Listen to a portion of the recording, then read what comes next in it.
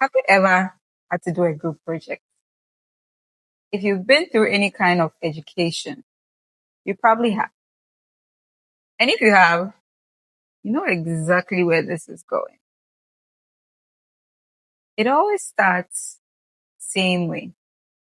The teacher assigns a project and says, work in groups of 4 or 5. On the surface, it doesn't sound too bad. Heck, it could even be an awesome thing. You don't have to do all the work alone. But then comes the hardest part, finding a time that works for everyone. You and your teammates are comparing schedules, juggling after school tasks, trying to find a time that works for everyone. Finally, after what feels like days of negotiating, you land on a time. The meeting is set. Then comes the big day. Everyone shows up, notebooks out, laptops open, ready to work. Everyone, that is, except for one person, Kofi. Every group project has a Kofi. Kofi scrolls in 20 or so minutes late. Backpack half unzipped, snacks out. Like it's some sort of picnic he's coming to. He cracks a joke, sits down, and immediately derails the conversation. While everyone else is brainstorming, researching, and actually building the project, Kofi is scrolling through his phone, tossing out random comments, and distracting anyone who would let him. Hours pass, ideas are written, tasks are assigned. You get stuck with the research. Another person handles the slides. Someone else takes on the editing. Then Kofi, he volunteers for whatever task is easiest. The next meeting comes around and he doesn't even show up. His excuse when finally asked, oh, sorry, something came up. No notes, no progress, absolutely no contribution from just a shrug. And yet, when the project is finally finished, when you've stayed up late making sure the slides are polished, the citations are perfect, and everything flows, there he is. Kofi walks in on presentation day, smiling like he's part of the victory. And the group, well, no one wants to be mean. So they begrudgingly add his name to the title page. Kofi ends up getting the same grade, the same recognition, the same pat on the back, without having had to lift a finger. That feeling, that bubbling frustration of watching someone skip the work, but still accept and enjoy the benefits, is exactly where today's story begins. Just that this time, it wasn't Kofi in a classroom. It was Kwaku Anansi, a trickster spider, who thought he could pull the same trick.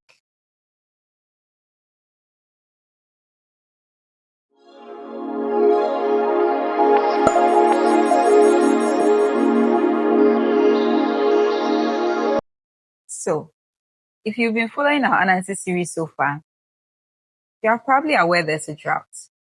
It's been weeks without a drop of rain at this point. The rivers were still full of dust. The streams, just sad little cracks in the air. The animals come together and decide, hey, if we don't do something, we're all going to dry. So they decide to dig a well. Now, how does a well even work? Well, underneath the soil, deep down, there's something called the water table. If you dig far enough, you will eventually hit this layer of water that collects down there. That's what makes a well possible. So the animals, by digging deep, weren't just making a hole in the ground. They were tapping into that underground reservoir. Okay, so back to our story now that we all understand how wells work. Everyone pitches in. Monkey is hurling dirt. Elephant's using his trunk to carry water for mixing. Even tortoise is in there, slowly but surely helping out.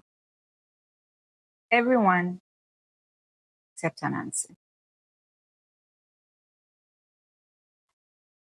Oh no, he says, I have some important business to attend to. Which, let's be real, was probably just him sitting in a shady spot telling stories to himself.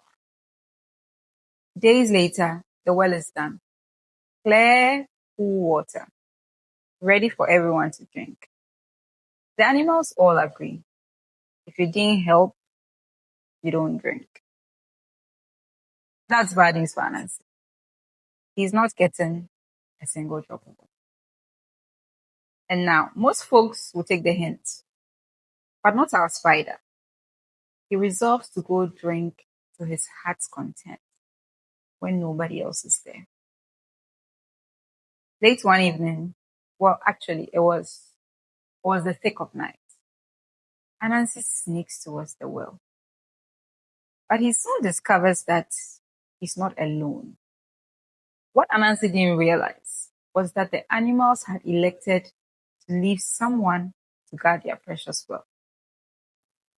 Once Anansi saw this figure in the darkness, he turns on the charm, strolls up to it like he owns the place. Good day, my friend. Fine night, isn't it? Silence. Anansi squints. Not a talker, eh? Well, give me a kiss then. Still nothing. Frustrated that his charm wasn't softening up the guard, he smacks the figure right on the arm. His hand stuck. The guard caught his arm. Go home. Let go of me. He smacked it with his other hand. That hand stuck too.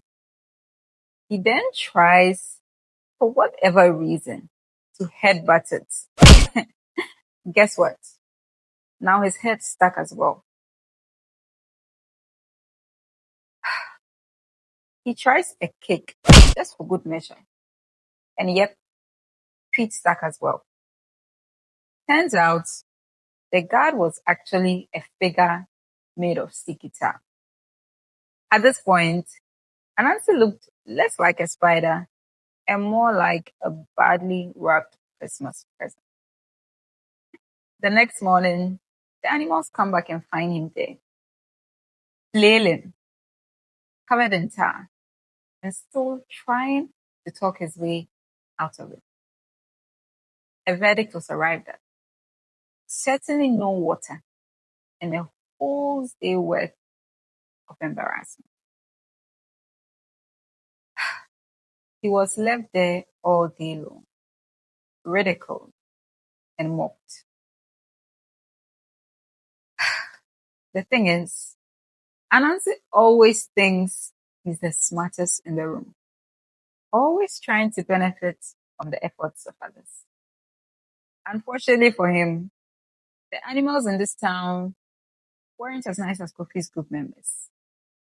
They wouldn't just add his name to the title page, knowing very well that he contributed nothing. And that's the lesson here, right? In life, you can't always skate by on other people's efforts.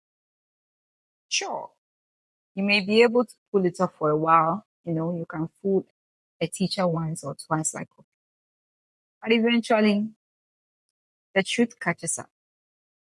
And when it does, you don't just miss out on the reward. you end up stuck, embarrassed, and the punchline of everyone else's story. Just ask Anansi.